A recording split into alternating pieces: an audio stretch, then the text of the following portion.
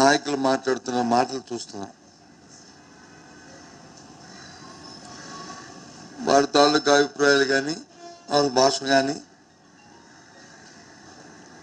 వారి ఆలోచన విధానం కానీ ఒకసారి రాష్ట్ర ప్రజలందరూ కూడా అర్థం చేసుకోమని రాష్ట్ర ప్రజలందరినీ కూడా కోరుతున్నాను. ఏ రకంగా వారి తాలూకా భాష, ఏ రకంగా వారి ప్రవర్తన, రాష్ట్రంలో ఉన్న నాయకుల తాలూకా మాటలు ఎలాగా ఉన్నాయని.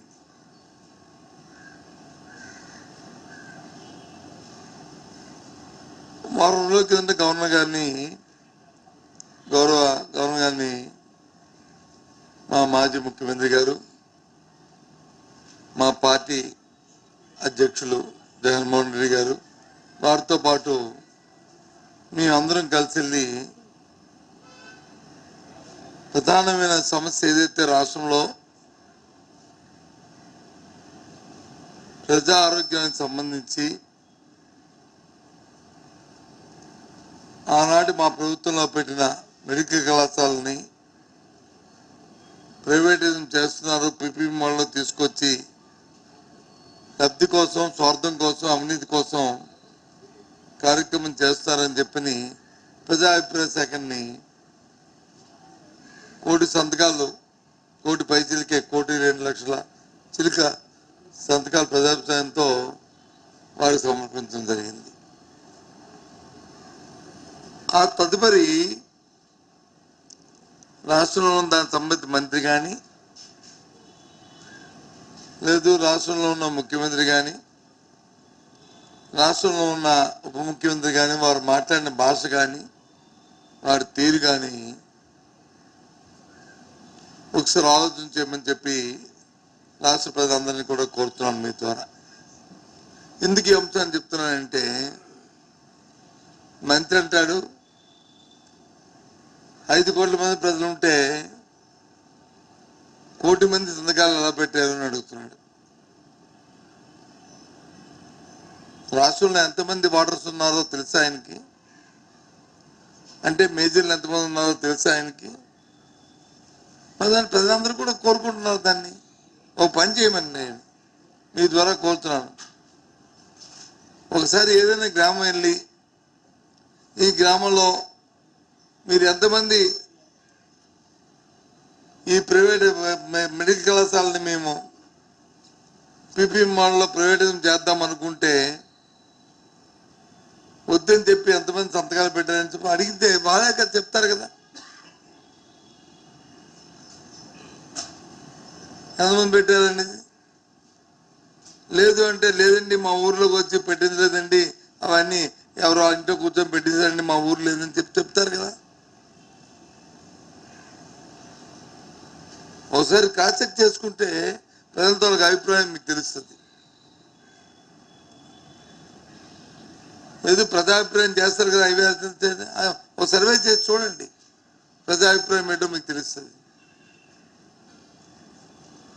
చిన్న చిన్న మాటలు మాట్లాడి స్థాయిలు దించుకోకండి దయచేసి.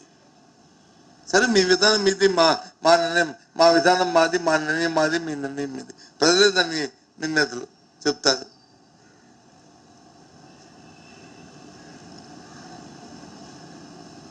దాని మీద మా అధ్యక్షుడు ఏం చెప్పారు? ఎవరైనా సరే ఏ ఆశపడో లేదా అవినీతి కోసమో ఈ కార్యక్రమాన్ని కానీ మీరు చేస్తే మీ ప్రజల తాలూకా అనుదానంతో మళ్ళీ మీ అధికారంలోకి వస్తాం, ఈ విధానాన్ని రద్దు చేస్తాం, అవినీతి పాల్పడిన వాళ్ళపై ప్రభుత్వపరంగా చర్యలు తీసుకుంటాం, కఠిన చర్యలు తీసుకుంటాం అని చెప్పారు. ఎస్, మళ్ళీ చెప్తున్నాం, ఆయన చెప్పిన మాటనే మళ్ళీ చెప్తున్నాం. ఒక బాధ్యత ప్రతిపక్ష నాయకుడిగా ఈ రాష్ట్రంలో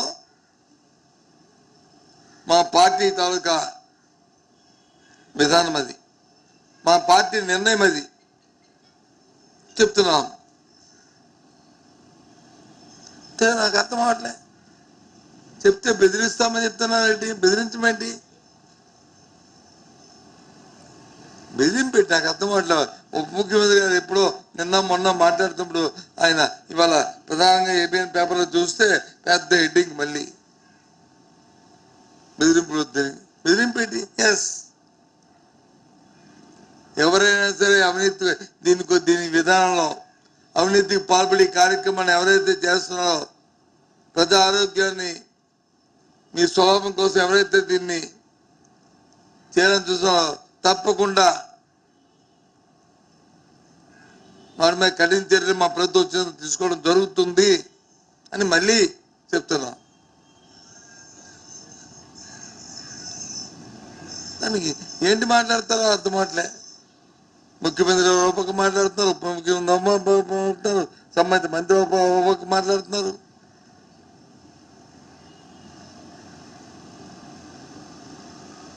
ఇది కాదు కదా. రాష్ట్రంలో ఎన్నో సమస్యలు ఉన్నాయి. మీ ఎన్నికల ప్రణాళిక ఏంటి? 20 లక్షల మందికి ఉద్యోగాలు ఇస్తాం. 20 లక్షల మంది ఉద్యోగాలు ఇస్తారో చేస్తారో తెలియదు, కానీ ఏం చేస్తారో మాకు తెలియదు. కానీ ఈరోజు కేంద్రంలో తీసుకొచ్చిన ఉపాధి హామీ చట్టాన్ని దాని తాలూకా ఆబ్జెక్టివ్ని మార్చడం వల్ల గ్రామీణ ప్రాంతంలో ఉపాధి కరువైపోతుంది. మళ్ళీ 25 సంవత్సరాలు మళ్ళీ ఈ రాష్ట్రం వెనక్కి వెళ్ళిపోబడుతుంది. ఇది వాస్తవం కాదా? మీరు ఎన్డీఏ భాగస్వాములు కదా, పెద్దగా గొప్పగా చెప్పుకున్నారు కదా. కాలరగేసి మా వల్లే ఈ దేశంలో ఈ భారతీయ జనతా పార్టీ ప్రభుత్వం, ఎన్డీఏ ప్రభుత్వం ఉన్నదని.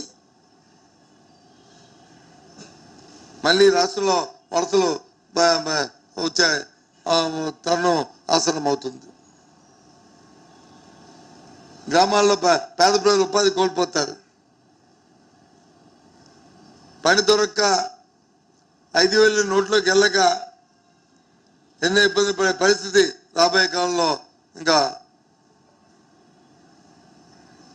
వస్తుంది. ఇది వాస్తవం.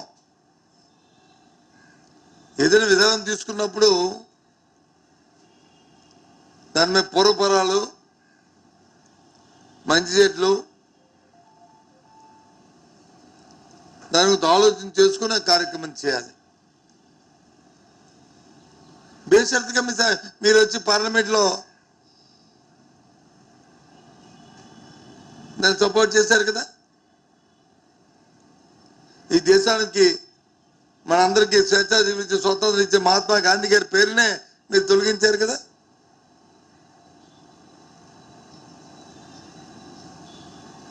పేదవాడి తాలూకా ఆ అంశాన్ని ఎవరిది? మన రాష్ట్రానికి సంబంధించి ఉప ముఖ్యమంత్రి గారు ఆ పోర్ట్ఫోలియోని ఆయన చూస్తున్నారు. మరి ఏమైంది మీ ఆలోచన? ఏమైంది? ఈ పేదవాడి గురించి ఆలోచన చేసి దాని గురించి ఎందుకు ప్రశ్నించట్లేదు?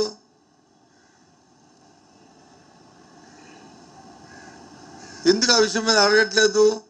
మీ బాధ్యత లేదా? చెప్తున్నారు కదా. ఒక బాధ్యత కోసమే ఇవాళ నేను పార్టీ స్థాపించాను. ఆ స్థాపించిన భాగంగా ఈ పేదవాడి తాలూకు బతుకు మీ ఎజెండాలో లేదా?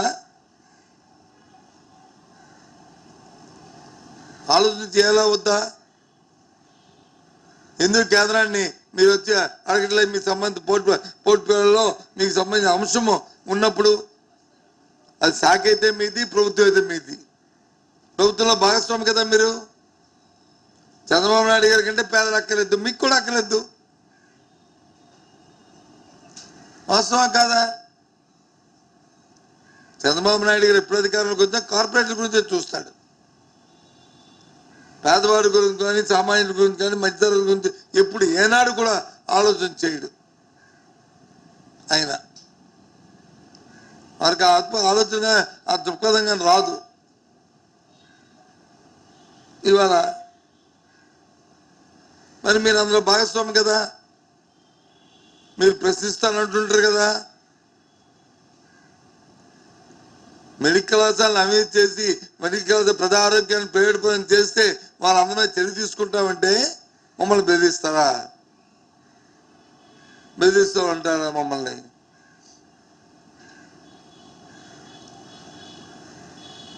నాకు అర్థం అవ్వట్లేదు, చూస్తున్నాను.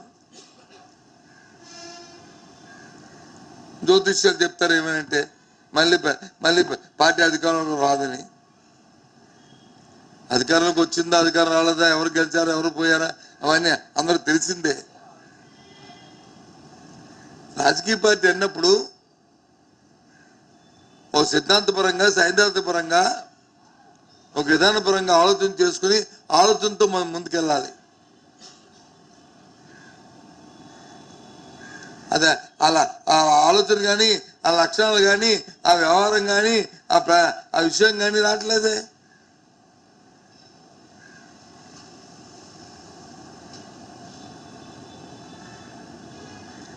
ఈ రాష్ట్రంలో ఎక్కడ ఏం చేసి చూసినా అవినీతితో నిండిపోతుంది. కింద స్థాయి నుంచి పై స్థాయి వరకు శాంతి భద్రతలు లేవు. కనీసం హాస్టల్లో పేద విద్యార్థులు చదువుకొని శుభ్రంగా భోజనం తిని, మధ్యాహ్న భోజనం తినే పరిస్థితి ఈ రాష్ట్రంలో లేదు.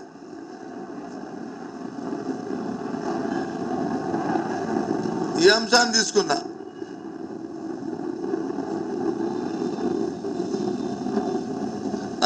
నిన్న మొన్న స్పీచ్ చూసిన తర్వాత ఏమన్నా అనిపించలే. ఉక్రెయిన్లో యుద్ధం వస్తారంట, ఇక్కడ వచ్చి యూరియా ధర పెరిగిపోయిందంట. నేను చెప్తున్న ప్రతి మాట విమర్శ అనుకుంటే మాత్రం పొరపాటు. అవగాహన చేసుకుని ఆలోచన చేసుకోండి. ఉక్రెయిన్లో వస్తే ధర పెరిగిపోతే లేదు, దానికి డిమాండ్ పెరిగి కొరత వస్తే అది ఒక ఆంధ్ర రాష్ట్రానికి, భారతదేశం అంతా రావాలి. మరి యూపీలో ఎలా దొరికింది, బీహార్లో ఎలా దొరికింది, హర్యానాలో ఎలా దొరికింది, మన పక్కనున్న ఒరిస్సాలో ఏ రకంగా యూరియా దొరికింది, మరి ఇక్కడ ఎందుకు దొరకలేదు?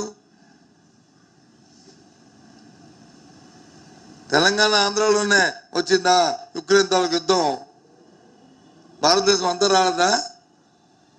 అంటే రాజకీయ ఆలోచనతో, రాజకీయ కోణంలో ఎక్కడైతే ఎన్డీఏ ప్రభుత్వాలు ఉన్నాయో, ఎక్సెప్ట్ ఆంధ్ర తప్ప, ఎక్కడైతే ఎన్నికలు వస్తాయో, ఎన్నికలు జరుగుతున్న రాష్ట్రాలు కానీ ఎన్నికలు రాబోతున్నా అక్కడ వచ్చి పుష్కలంగా దొరుకుతుంది. ఆంధ్రాలో అడిగే రాజులు లేడు కాబట్టి రైతన్న వ్యవసాయం సొంతదండిగా అని నినాదం చంద్రబాబు నాయుడు గారికి ఉంది కాబట్టి ఇక్కడ యూరియా దొరకట్లేదు. దానికి వచ్చి ఉక్రెయిన్లో వద్దాం, ఉక్రెయిన్లో యుద్ధం రాబట్టి ఇక్కడ దొరకట్లేదు అని చెప్పి కుంటి సాకులు చెప్తే ఎలా అబ్బా? వెళ్ళండి ఆ రాష్ట్రాలకు వెళ్ళి మీరు చూడండి, లేకపోతే మీ అధికారులు పంపించండి. ఏ రకంగా ఆ రాష్ట్రాల్లో ఉన్నదో పరిస్థితి ప్రజలకి అడగండి.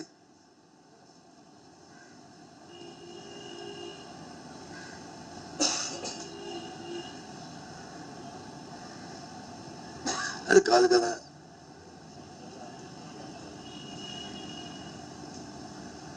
రాష్ట్రమంతా ఇప్పుడు చంద్రబాబు నాయుడు గారు ఆయన తాలూకా టీము ఇప్పుడు విశాఖపట్నం, ఉత్తరాంధ్ర ప్రాంతం మీద పడింది కన్ను. మొత్తం ఇక్కడున్న భూములు దోచుకు తినేద్దామనే ఒక ఆలోచన. రియల్ ఎస్టేట్ సంస్థలకు వచ్చి ఎక్స్పెన్షన్ ఆఫ్ ఇంట్రెస్ట్ పిలకంట,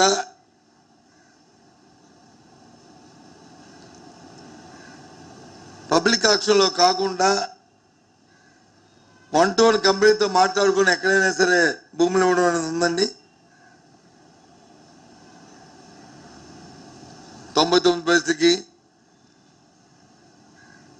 50 లక్షలకి, ₹1,00,00,000కి, ఏంటి 50 కోట్లు, 100 కోట్లు ఉన్న ఎకరం భూమిని ఈ రకంగా ఇవ్వడం ఎక్కడైనా ఉందా చెప్పండి? మన రాష్ట్రంలో ఎప్పుడైనా జరిగిందా చెప్పండి? మన దేశంలో ఎక్కడైనా జరిగిందో చెప్పండి?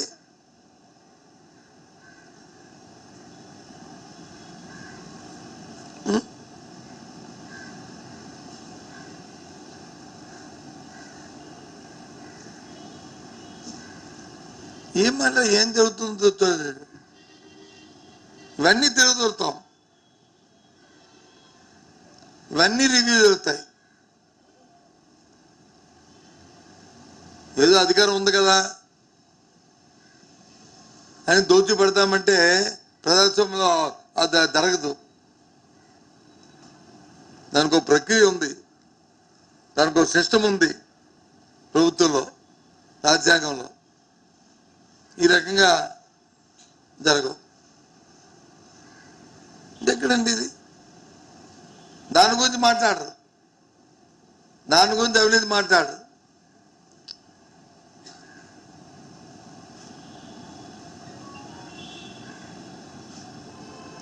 అక్కడ చూస్తే గోదావరి జిల్లాలో ఓ పక్క వచ్చి ప్యాకెట్ క్లబ్లు,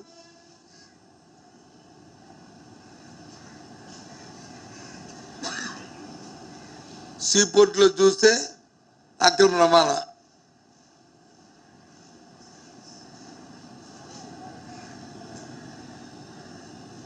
ప్రజా పంపిణీ వ్యవస్థకు సంబంధించిన బియ్యాన్ని అక్రమంగా లక్షల కొద్ది టన్నులు వెళ్ళిపోతాయి. అవి అన్ని పత్రికలు రాస్తున్నాయి.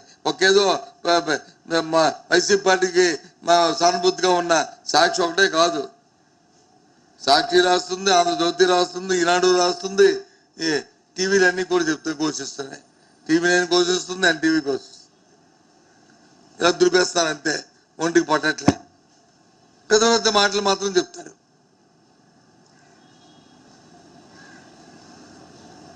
ఏంటిది?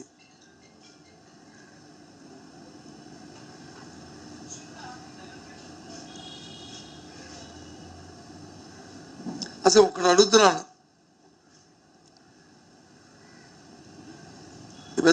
ఈ రాష్ట్రంలోని ప్రభుత్వం ఎన్డీఏ ప్రభుత్వమేనా లేదా వైసీపీ ప్రభుత్వం ఉందనుకుంటున్నారా? సూటిగా అడుగుతున్నాను డిప్యూటీ సీఎం గారిని. మరి మీ ప్రభుత్వమే కదా, తప్పు చేసిన వాడు చర్య తీసుకోవచ్చు కదా.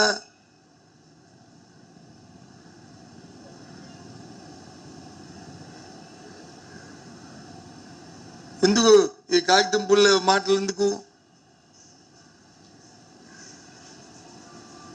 నేను వస్తే మనిషి కాదు, మేము వస్తే మనిషి కాదు, మేము వస్తే మనిషి కాదు. దేనికి? తప్పు చేసిన ఎవరైనా ఒకటే, అది మీ పార్టీ అని ఒకటే, తెలుగుదేశం అని ఒకటే, బీజేపీ అని ఒకటే, వైసీపీ అని ఒకటే. అందులో ఎంపికలు. రోజు పేపర్ తీసి తిరిగేస్తే ఎక్కడో దగ్గర ఒక మానభంగం, లేదా ఒక హత్య, లేదా ఒక కిడ్నాపు.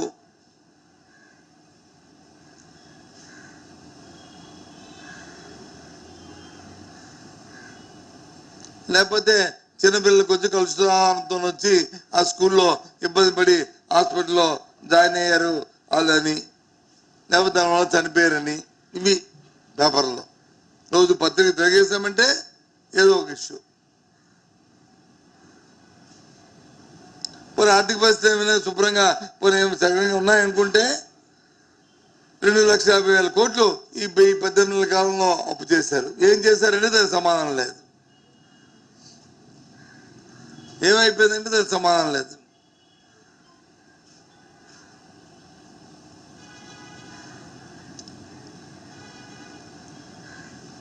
అని నేను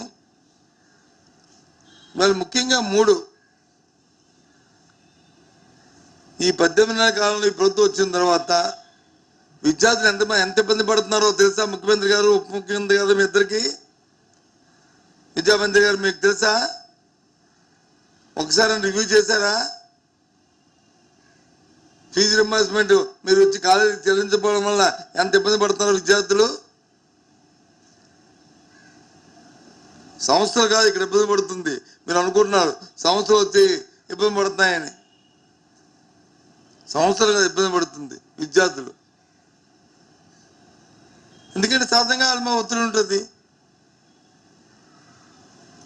దాన్ని బట్టి క్వాలిటీ తగ్గిపోద్ది. దాంతోపాటు ఆరోగ్య సమస్య ఏదైతే ఆరోగ్యశ్రీ ఉందో ఆరోగ్యశ్రీ బకాయిల్ని మీరు సకాలంలో చెల్లించకపోవడం వల్ల ఎంత ఇబ్బంది పడుతున్నారో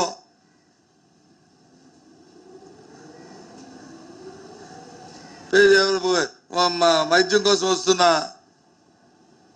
ఆ పేషెంట్ ఎంత బాధపడుతున్నారో, హాస్పిటల్లో ఏ రకంగా చూస్తున్నారో ఒకసారి మీకు ఎలాగా తెలుసు కదా.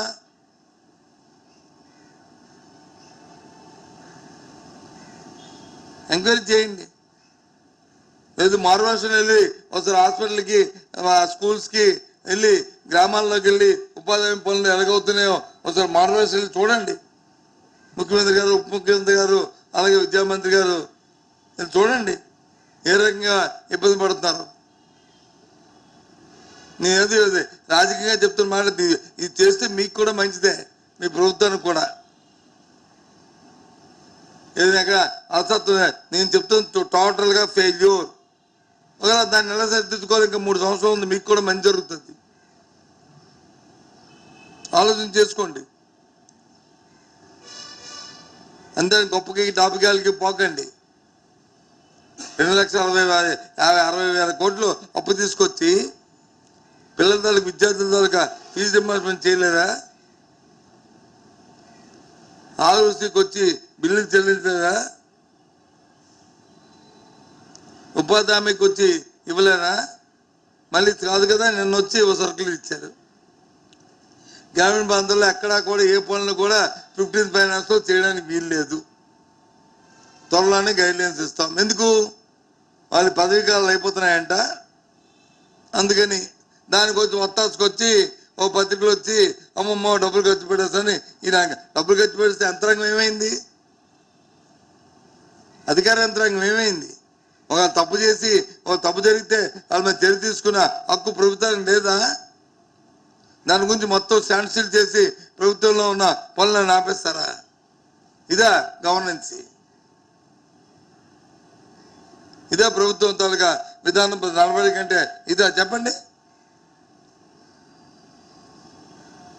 ఇచ్చారు లేదు, దొరకలేదు. ముఖ్యమంత్రి గారు, ఉప ముఖ్యమంత్రి గారు మీ నోటీస్కి వచ్చిందా? ఇది అసలు మీరు ఆ ఫైల్ చూసారా? ఆ సరుకులు ఇచ్చిన ఫైల్ని?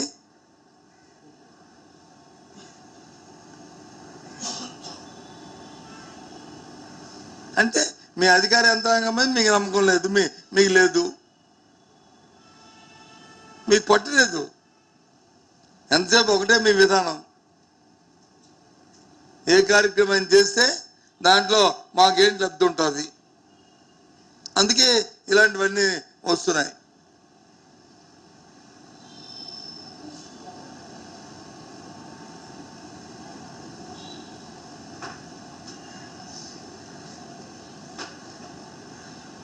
ఆలోచన చేసుకోవాలి ప్రభుత్వంలో ఉన్న పెద్దలు. ఏదైనా మాట్లాడినప్పుడు కానీ, ఏదైనా ఉత్తర్వులు ఇచ్చినప్పుడు కానీ. ఎందుకంటే మాట్లాడినప్పుడు 1,000 ఎదుటి వ్యక్తి మీద చూపెడితే 4,000 మనల్ని చూపెడతాయి. అది మనకి వర్తిస్తుంది, ఒకరి అవతల వాళ్ళకే కాదు. ఇలా 1000 చూపెట్టామంటే 1,000 అవతల వాళ్ళకి అయితే 4,000 మనకి. సమయం పాటించి మాట్లాడమ్మా, అది అవసరం.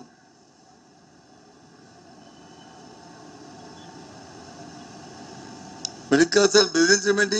ఎస్, చెప్తున్నాం కదా, బెదిరింపు కాదు, వాస్తవం. చర్య తీసుకుంటాం చట్టపరంగా. తప్పు చేస్తే వెళ్తారు, చట్టం చేతిలో తెచ్చుకోవడానికి ఎవరికి లేదు కదా. చట్టం దాని మీద తీసుకెళ్ళిపోద్ది. చట్టం ప్రయోజనం అదే కదా భారతదేశంలో. అంతే కదా. ఏం చేస్తారు మరి ఫ్రాడ్ చేస్తే? స్వలాభం కోసం, సొంత కోసం, ప్రజా ఆరోగ్యాన్ని వచ్చి తాకట్టు పెట్టి సొంత కోసం వచ్చి చేస్తే ఏమవుతారు? దేనికోసం? మనిషికో చట్టం ఉండదు కదా. చట్టమైన రాజ్యాంగంలో ఐపీసీ అందరికీ ఒకటే, ఒకటి కోలాగా ఉండదు.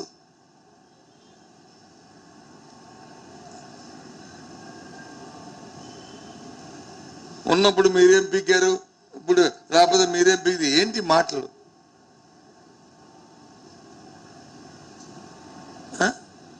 ఏవో డైలాగులు పనికొస్తాయి తప్ప ప్రజా జీవితంలో రాజకీయాల్లో ఈ మాటలు పనికిరావు.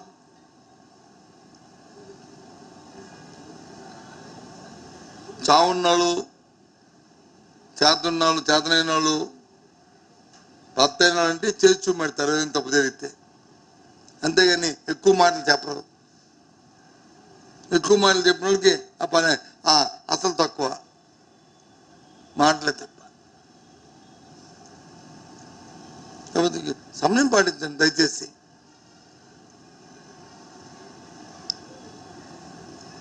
ప్రభుత్వం ప్రజలకు మనం బాధ్యత, అందరం కలిసి ప్రజా జీవితంలోనూ ప్రభుత్వాలు ప్రజలకి బాధ్యత వహించాలి. వ్యక్తులకో లేకపోతే ఒక 2 ఛానల్స్కో లేదా 2 పేపర్లకో ఆ ప్రకటనలకో వాటి కోసం కాదు. ఈ 2.5 సంవత్సరాల్లో అంటే 2 సంవత్సరాలు అంటే 19 నెలలు అయింది.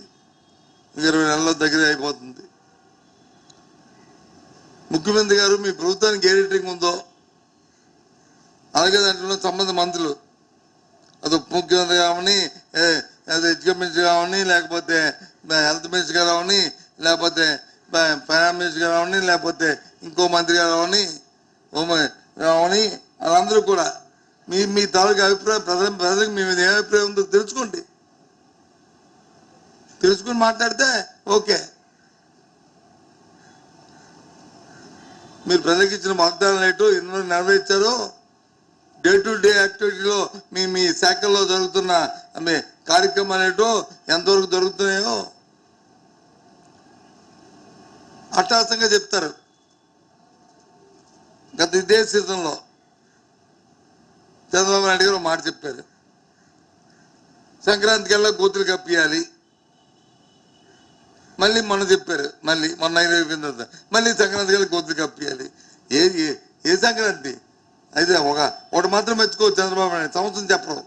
ఆ సంవత్సరం చెప్పుంటే అన్న సంక్రాంతి వస్తూనే ఉంటాయి, సంక్రాంతులు వస్తూనే ఉంటాయి. గోతులు కప్పారని దానికి కావాల్సి నిధిస్తే గోతులు కప్పుతారు. నిధులు ఇవ్వకుండా మాటలు చెప్తే గోతులు ఎవరు కప్పుతాడు? నిధులు ఇవ్వాలి కదా. నిధులు ఇవ్వకుండా గోతులు కప్పాడు.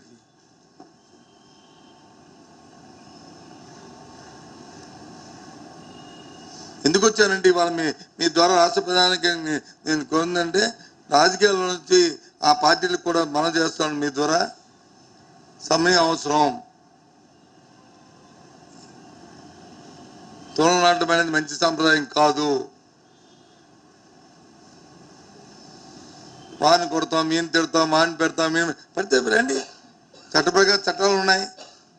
ఈ మధ్యకాలంలో ఈ 18 నెలల్లో ఎంతమంది మీద అక్రమంగా మీరు కేసులు చేశారు. చట్టపరంగా దాన్ని ఎదుర్కొంటారు. అదే ఎందుకు మాటలు?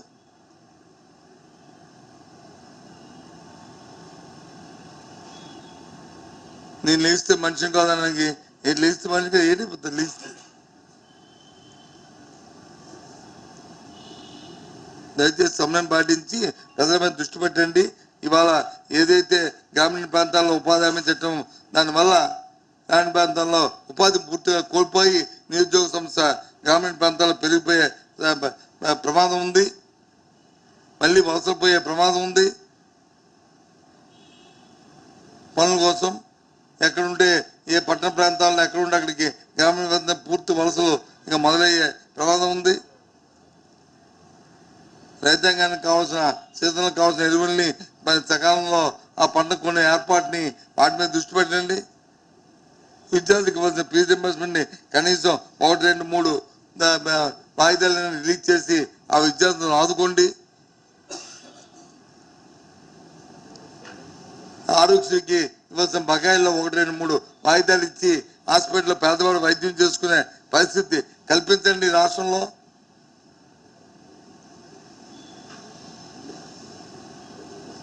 నిన్న మనం చూశాను, స్కూల్కి ఏదో పేరు పెట్టారు. ఏంటది, ఏదో పేరు పరిశుభ్రమ ఏదో అని పెట్టారు. ఏంటండి స్కూల్కి పరిశుభ్రమ ఏదో పేరు పెట్టి ఒక పాలసీ తీసుకొచ్చారు మొన్న ఇప్పుడు చూసి చదివాను పేపర్లో. ఏంటి స్కూల్ని పెట్టంట అద్దమును దుమ్మునే పెడతారంట క్లాస్ రూముల్లో. అవునా? అద్దము దుమ్మున ఇది స్కూల్లో వచ్చి నాడు కడుతున్న బిల్డింగ్ని అంత అందమైన పక్కకు తోసి ఆ రన్నింగ్ వాటర్ ఇవ్వడానికి ఇవ్వలేక ఆ కొలసి నిలిచి ఆ పిల్లలు చనిపోయే పరిస్థితి తీసుకొచ్చి వాళ్ళ టాబ్లెట్ చేసుకొస్తే దాని మీద దృష్టి పెట్టగా స్కూల్లో అంటే దువ్వుకోవడానికి వచ్చి ఆ దువ్వుకోవడానికి అర్థమో దుమ్ముని పెట్టేవంటి దాని ముందు జరిగిన ప్రక్రియ ఏంటి? ముస్తాబు పోవడానికి ఆ స్కూల్ అందరం తీర్చిదిద్ది మా ప్రభుత్వం కదా. ఓకే, యాక్సెప్టెడ్, నువ్వు సంతోషం. కానీ ఈ అద్దం దుమ్ముని పెట్టే ముందు ఆ స్కూల్లో ఆ టాయిలెట్స్ని, ఆ రన్నింగ్ వాటర్ని, మధ్యాహ్నం భోజన క్వాలిటీని పెంచి శుభ్రమైన భోజనం పెట్టండి పిల్లలకు ఉంటుంది. ఆ అరకొరగా ఆన్గోయింగ్ ప్రోగ్రామ్ ఏదైతే నాటు జరిగే ఆఫీసారో ఆ పనులు మొదలు పెట్టండి. అప్పుడు స్కూల్లో వచ్చి అందంగా తయారవుతాయి. ఆ తర్వాత అంతను దువ్వున పెట్టుకుంటే నా మొక్కను నేను చూసుకుని దూక్కోవడానికి మీరు పడుతుంది. ఇది అందుకే ముందుకు వచ్చాను కదా. ఇలాంటి పౌరుషం మాటలు ఇటువంటి చేసి ఎవరో బెదిరిస్తే బెదిరిపోవడానికి ఎవరు లేరు ఇక్కడ. రాజ్యాంగం వచ్చే ప్రతి ఒడికి ఒక సమాన హక్కు ఇచ్చింది. ఎస్, తప్పకుండా ఏదైతే మెడికల్ కళాశాలలో వచ్చి ఎవరైతే స్వార్థం కోసం, సొంతం కోసం, అవినీతి కోసం కార్యక్రమాలు చేస్తున్నారు తప్పకుండా చట్టపరమైన చర్య తీసుకుని మా అధ్యక్షుడు ఏదైతే చెప్పాడు ఆ ప్రకారం వాళ్ళకి చర్య తీసుకుంటామని మళ్ళీ చెప్తున్నాం.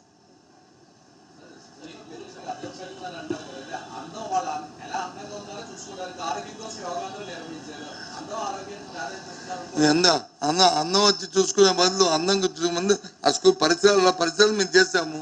కానీ తాగడానికి మంచినీళ్ళు ఇచ్చి అద్దం చూసుకొని పర్వాలేదు. తాగడానికి మంచినీళ్ళు అద్దం పెట్టుకోమేంటి? మధ్యాహ్నం భోజనం వచ్చి సరిగ్గా పట్టుకంట కలుసు తాగడం పెట్టి అద్దం పెడితే సుఖమేంటి? యోగాంధ్ర 300 కోట్లు ఖర్చు పెట్టి ఒక రోజుతో చేస్తే అయిపోద్దా? ఒక రోజుతో ఇక్కడ 300 కోట్లు పెట్టి ఒక మాటి మనల్ని మంచి ఇది కట్టాం.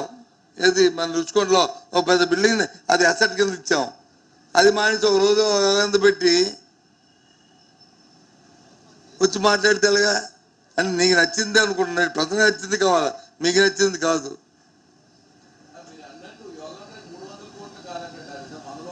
సరే, అన్నానికి లెక్కలకి మా దగ్గర ఉన్న గవర్నమెంట్ ప్రభుత్వ లెక్కల ప్రకారం, ప్రభుత్వం ఇచ్చిన ఆ లెక్కల ప్రకారం 300 కోట్లు. మేము మా మాట చెప్పట్లే, ప్రభుత్వం ఇచ్చిన లెక్కల ప్రకారం. ఈరోజు అమరావతి వరదని మళ్ళించిన 440 కోట్లు.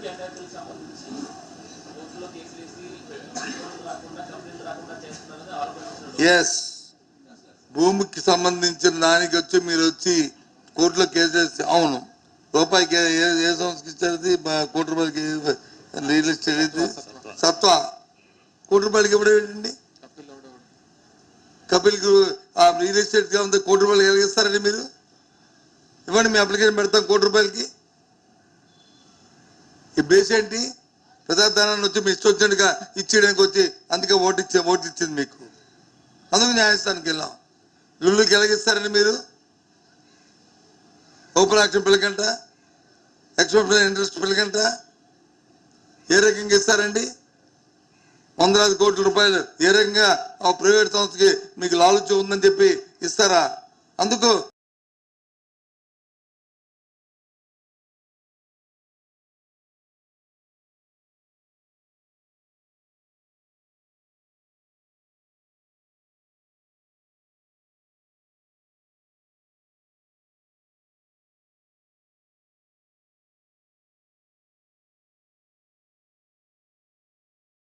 చట్టపరమైన చర్య తీసుకుని మా అధ్యక్షుడు ఏదైతే చెప్పాడు ఆ ప్రకారం వాళ్ళకి చర్య తీసుకుంటామని మళ్ళీ చెప్తున్నాం.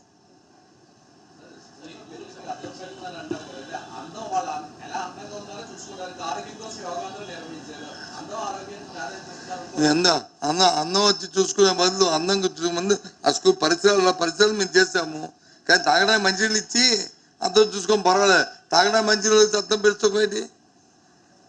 మధ్యాహ్నం భోజనం వచ్చి సరిగ్గా పట్టుకంట కలుషితాహారం పెట్టి అర్థం పెడితే సుఖమేంటి? యోగాంధ్ర 300 కోట్లు ఖర్చు పెట్టి ఒక రోజుతో చేస్తే అయిపోద్దా? ఒక రోజుతో ఇక్కడ 300 కోట్లు పెట్టి ఒక మాండిమల్ని మంచి ఇది కట్టాం. ఏది మన రుచికొండలో ఒక పెద్ద బిల్డింగ్ అది అసెట్ కింద ఇచ్చాం. అది మానేసి ఒక రోజు యోగాంధ్ర పెట్టి వచ్చి మాట్లాడితే ఎలాగా? అని నీకు నచ్చింది అనుకుంటున్నాడు. ప్రజలకు నచ్చింది కావాలా, మీకు నచ్చింది కాదు.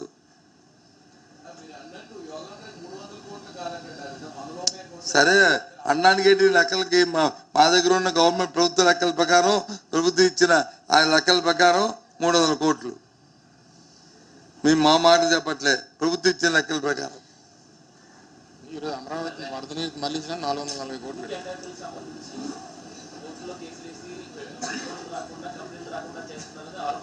ఎస్, భూమికి సంబంధించిన దానికి వచ్చి మీరు వచ్చి కోర్టులో కేసు వేసి, అవును రూపాయికి ఏ సంస్థకి ఇచ్చారు? కోటి రూపాయలకి రియల్ ఎస్టేట్ సత్వా కోటి రూపాయలకి ఎప్పుడు ఏంటండి? కపిల్కి ఆ రియల్ ఎస్టేట్గా ఉంది. కోటి రూపాయలకి కలిగిస్తారండి మీరు? ఇవ్వండి, మీ అప్లికేషన్ పెడతాం. కోటి రూపాయలకి ఈ బేస్ ఏంటి? ప్రజాధనాన్ని వచ్చి మీ ఇష్టం వచ్చినట్టుగా ఇచ్చేయడానికి వచ్చి అందుకే ఓటు ఇచ్చింది మీకు. అందుకు న్యాయస్థానానికి వెళ్ళాం. లుల్లుకి ఎలాగిస్తారండి మీరు? ఓపెన్ యాక్షన్ పిల్లకంట, ఎక్స్పెక్టెడ్ ఇంట్రెస్ట్ పిల్లకంట ఏ రకంగా ఇస్తారండి? 100,000 కోట్ల రూపాయలు ఏ రకంగా ఆ ప్రైవేట్ సంస్థకి మీకు లాలూచి ఉందని చెప్పి ఇస్తారా? అందుకు కోర్టుకు వెళ్తారు. తప్పే ఉంది చెప్పండి.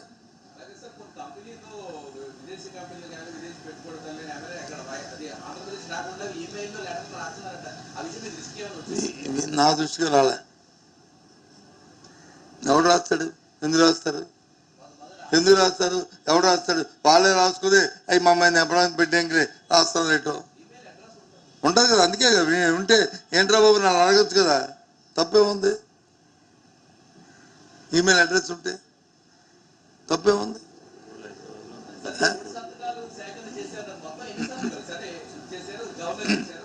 కోటి 4,02,40,000 4,02,200 చిల్లర ఎంత ఉన్నాయి అవి?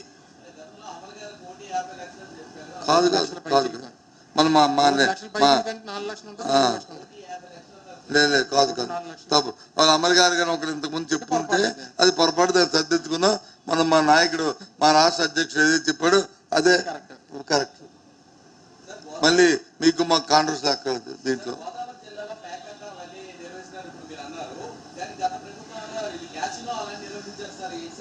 ఎక్కడ క్యాసినో నిర్మించారు? ఎప్పుడు క్యాసినో? గుడివాడ క్యాసినో ఎప్పుడు నిర్మించారు? ఆ పండగకి ఏదో కోడి పందాలు ఎలా పెట్టుకుంటో అది పెట్టుకుంటే తప్పు అని చెప్పి దాన్ని చర్య తీసుకున్నాం కదా. ఎవరి మీద? తాళ మీద పెట్టిన వాళ్ళ మీద.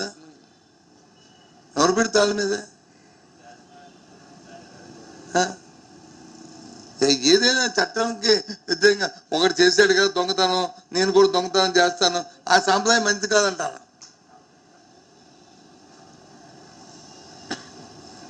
అది ఆ రోజు ఏ కాలమాన ఏ పరిస్థితి ప్రకారం చేసినా తప్పు, దాన్ని కొనసాగించకూడదు. అది మా అభిప్రాయం. దాన్ని సమర్థించకూడదు, అది మళ్ళీ జరగకూడదు. అంతేగాని నువ్వు చేసావు కానీ నేను చేసాను కానీ నువ్వు చేసిన మొత్తమే మా అందరం కలిపి రాష్ట్రాన్ని దోచుకోవడానికా? చెప్పండి. ఇప్పుడు సెక్కిదానికి అప్పుడు వచ్చి పవర్ పర్చేజ్ చేసాము, తప్పు అని మీ పత్రికలను రాశాయి. 3 రూపాయలకి 2-4 పైసలకి అంత కొంటే మేము సబ్జెక్ట్ కరెక్షన్ పైసలు, మరి 3 రూపాయలు కొంటున్నారు. ఏమంటావు? తప్పు కదా అది. ఆ రోజు పరిస్థితి అవి, ఈ రోజు పరిస్థితి అది. దాన్ని ఆ లైన్ తీసుకొని దానికి మా తప్పు ఒప్పులు బేరీజ్ చేసుకొని ప్రభుత్వాలు ముందుకెళ్ళాలి. కానీ ఏమి పోటీ తత్వంతో వచ్చి ప్రభుత్వ దాని నుంచి ఊరోడికి అవతల వాళ్ళకి వచ్చి దోచిపెట్టడానికా? లేదు ఒకరి మీద ఒకరు వచ్చి దూషణ పదాలు వాడుకొని వాళ్ళు బహిరంగంగా మాట్లాడుకోవడానికి ప్రజాస్వామ్యంలో అదుపు ఉండాలి. దయచేసి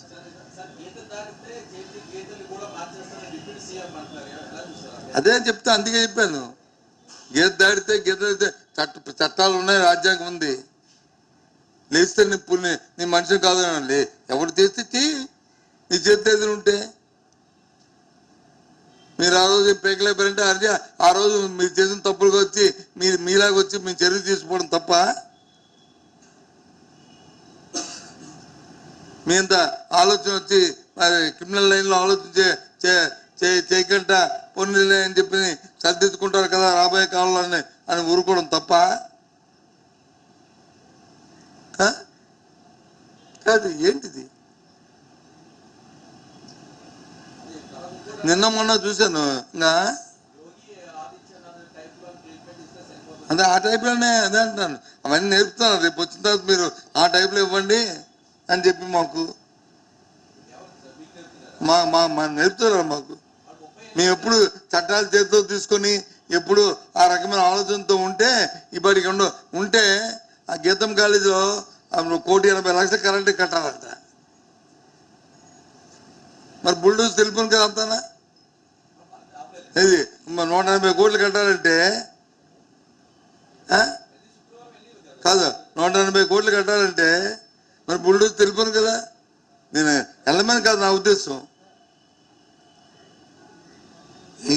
ఏ కారణం వల్ల కట్టాలి, ఎందుకు కట్టలేదు, ఎందుకు ఆ సంస్థ కూడా ప్రభుత్వం ఎందుకు ఆపింది, అది రియలైజేషన్ రావాలా. మరి యోగా తెలిపోదు కదా, మరి ఎందుకు ఆగింది ఆలోచించుకోవాలి మాట్లాడే ముందు.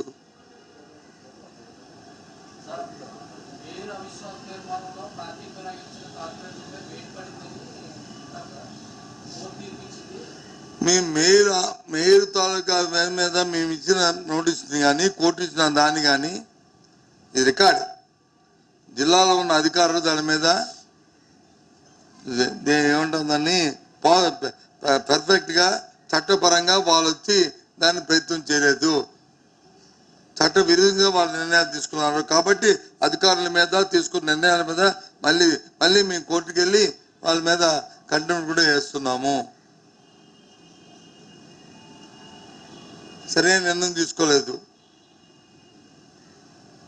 ప్రభుత్వం తాలూకా ఒత్తిడి లొంగి వాళ్ళు ఆర్డర్ ఇచ్చారు కాబట్టి అది న్యాయం కాదని చెప్పి మళ్ళీ మేము వాళ్ళ మీద కూడా వెళ్తున్నాం. అది ఒకరిద్దరి మీద ఏంటండి, 16 మంది వెళ్తే ఒకరిద్దరి మీద ఏంటి, 16 మంది వెళ్తే ఒకరిద్దరి మీద ఏంటి?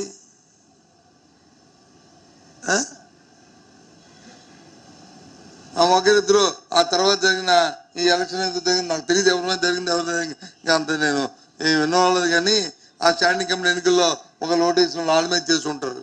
ఎందుకంటే వాళ్ళు మళ్ళీ మా పార్టీకి వెళ్ళేది ఏది అందరికీ ఒకటే కదా ప్రెస్ కాన్ఫరెన్స్ స్వీకరించుకోండి. 16 మంది స్వీకరించలేదా? స్వీకరించిన వాళ్ళకి ఇంటికి అంటించారు, స్వీకరించిన వాళ్ళకి ఫోన్లో పంపించారు, స్వీకరించిన వాళ్ళకి ఇచ్చేసి అందరికీ ఒకటే యూనిఫాము. కానీ అధికారులు వచ్చి ప్రభుత్వం తాలూకా ఒత్తిడిలో లొంగి వాళ్ళు చేశారు. కాబట్టి మేము వచ్చి మళ్ళీ వాటి మీద కూడా మళ్ళీ తదుపరి ఉత్తర్వుల కోసం పైకోర్టు కూడా వెళ్తున్నాం.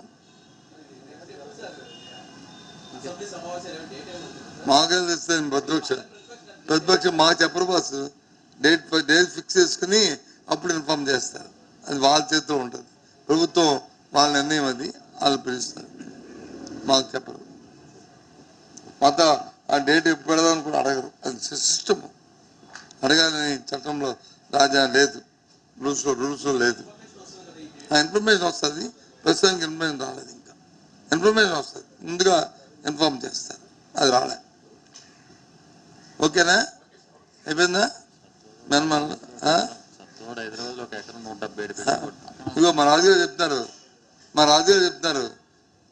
Satva company real estate company హైదరాబాద్లో ఎకరం 175 కోట్లు కొన్నారంట. వాళ్ళకి వచ్చి ఇక్కడ ₹1 కోటి ఇచ్చారు. ఏది 30 కోట్లు 40 కోట్లు 50 కోట్లు ఉన్న స్థలాన్ని.